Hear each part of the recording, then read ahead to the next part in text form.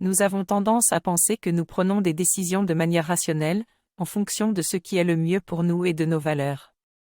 Cependant, selon le chercheur et professeur à l'MIT, Dan Ariely, nos prises de décision sont beaucoup moins rationnelles que ce que nous pensons. Nos émotions et le fonctionnement de notre cerveau peuvent nous influencer, ce qui peut nous conduire à faire des choix qui ne sont pas en accord avec nos objectifs. Pour éviter ces erreurs, il est important de prendre conscience des influences qui nous entourent et des mécanismes du cerveau qui nous poussent à faire des choix impulsifs. Nous avons également tendance à évaluer les choses par comparaison, en nous concentrant sur les avantages relatifs qu'elles offrent par rapport à des alternatives, ce qui peut nous tromper sur leur véritable valeur. Il est donc important d'être conscient de ces mécanismes pour prendre des décisions plus rationnelles. Dans ce livre, l'auteur explique comment notre choix peut être influencé par une troisième option intermédiaire qui est proche d'une des deux options précédentes mais un peu moins bonne.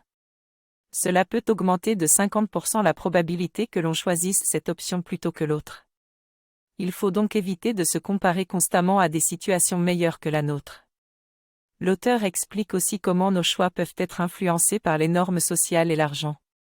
Il y a deux mondes différents, un monde où la relation entre les parties est renforcée par le sentiment de confort et de bien-être qui nous procure le fait d'aider les autres sans contrepartie requise, et un autre monde où les échanges se font plutôt sur une base monétaire. Cela ne veut pas dire qu'un de ces deux mondes est meilleur que l'autre en toute occasion. Je dois faire attention à ne pas mélanger les normes sociales avec celles du marché car cela peut entraîner une diminution des comportements altruistes. Les récompenses monétaires peuvent changer notre façon de penser et faire disparaître les normes sociales, ce qui peut avoir des conséquences négatives sur notre comportement. De plus, j'ai tendance à avoir du mal à faire des choix définitifs et je préfère garder toutes mes options ouvertes, même si cela peut me coûter du temps et de l'énergie précieux.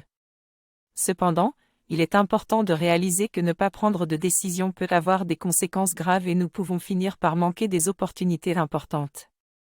Dans cet article, j'ai appris que de nombreux facteurs influencent nos décisions, notamment nos émotions, notre environnement et nos biais cognitifs.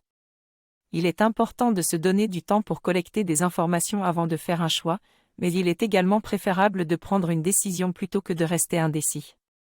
Même si notre choix est erroné, cela nous permettra d'acquérir de l'expérience et de faire de meilleurs choix à l'avenir. Je suis également intéressé à en apprendre davantage sur le livre « C'est vraiment ? Moi qui décide », ainsi que les vidéos recommandées sur le livre « Et si le bonheur vous tombait dessus ? 59 secondes pour prendre les bonnes décisions ».